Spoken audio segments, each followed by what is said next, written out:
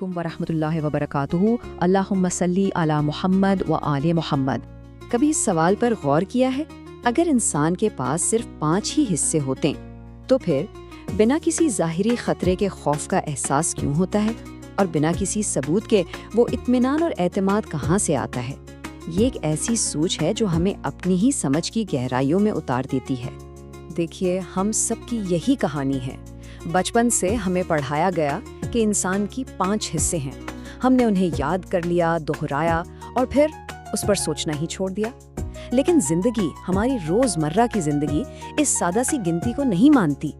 ہم چلتے ہوئے اپنا توازن محسوس کرتے ہیں، اچانک کسی خطرے کو بھانپ لیتے ہیں۔ یہ تجربات صرف ان 5 حصوں کے دائرے میں پوری طرح سامان نہیں پاتے۔ ہاں بالکل، یہ 5 حصے، دیکھنا، سننا، سونگنا، چکھنا اور چھونا، یہ ہمارے باہر کے دنیا کے دروازے ہیں۔ وہ بنیاد ہیں جن کے ذریعے ہم اس کائنات سے جڑتے ہیں، اس میں کوئی شک نہیں۔ لیکن کہانی یہاں ختم نہیں ہوتی۔ اصل میں یہ تو بس شروعات ہے۔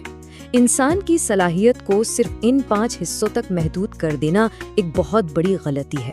اصل کہانی اس سے کہیں زیادہ گہری اور وسیع ہے۔ اور اب تو سائنس بھی اس طرف آ رہی ہے، وہ بھی تسلیم کر رہی ہے کہ انسان کے اندر ایک کہیں زیادہ پیچیدہ اور مکمل حسیاتی نظام موجود ہے۔ چلیے آج ان پوشیدہ حسیاتی نظاموں سے پردہ اٹھاتے ہیں جو خاموشی سے ہماری رہنمائی کرتے رہتے ہیں۔ سب سے پہلے ہے توازن کی حس، جسے ویسٹیبیولر سینس کہتے ہیں۔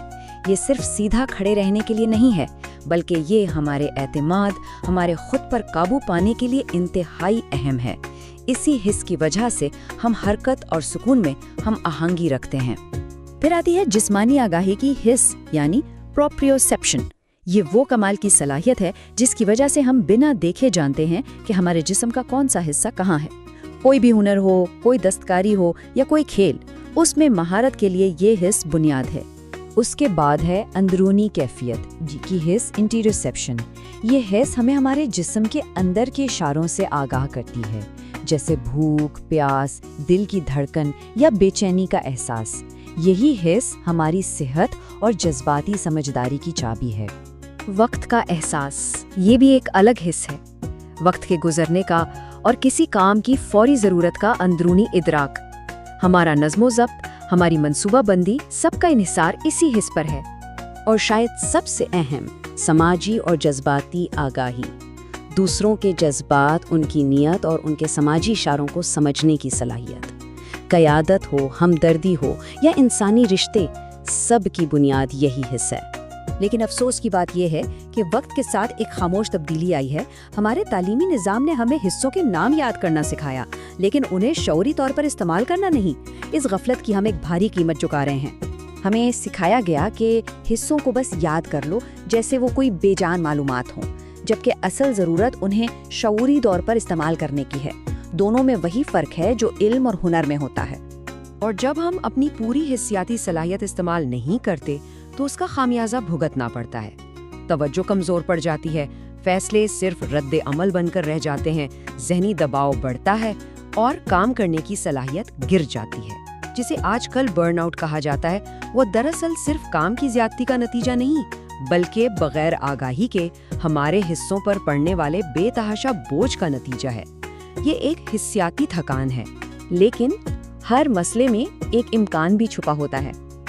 ہم اپنی اس قدرتی آگاہی کو، اپنے ادراک کو ایک طاقت میں بدل سکتے ہیں۔ یہ صرف کوئی فلسفیانہ بات نہیں، یہ ایک عملی حکمت عملی ہے۔ مثال کے طور پر دیکھیں، ہماری بصارت صرف دیکھنے کے لیے نہیں، بلکہ گہرے مشاہدے، نئی سوچ اور منصوبہ بندی کے لیے ایک آلہ ہے۔ ہماری اندرونی حس صرف محسوس کرنے کے لیے نہیں، بلکہ سٹریس پر قابو پانے اور بہتر فیصلے کرنے کے لیے ہے۔ اور ہماری جذباتی حس تنازعات کو حل کرنے اور دوسروں کو حوصلہ دینے کا ایک مضبوط ذریعہ بن سکتی ہے۔ تو اپنے حصوں کو تربیت دینے کا مطلب کیا ہے؟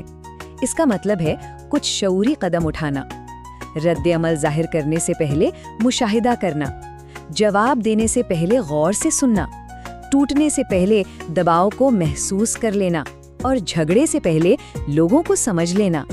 یہی آگاہی ہے جو ادراک کو طاقت میں بدلتی ہے۔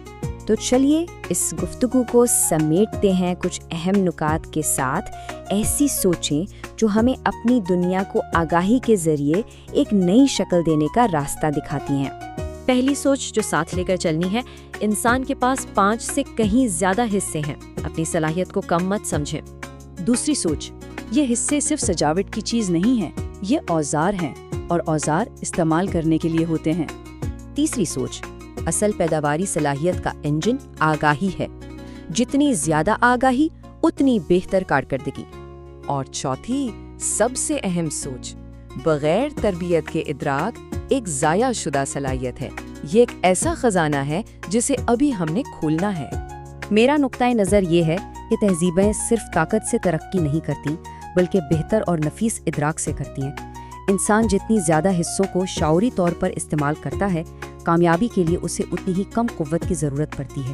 اور آخر میں یہ گہرا سوال اپنے آپ سے پوچھنے کے لیے، کیا میں صرف اس دنیا کو محسوس کر رہا ہوں یا اپنی حصوں کو اسے تشکیل دینے کے لیے استعمال کر رہا ہوں؟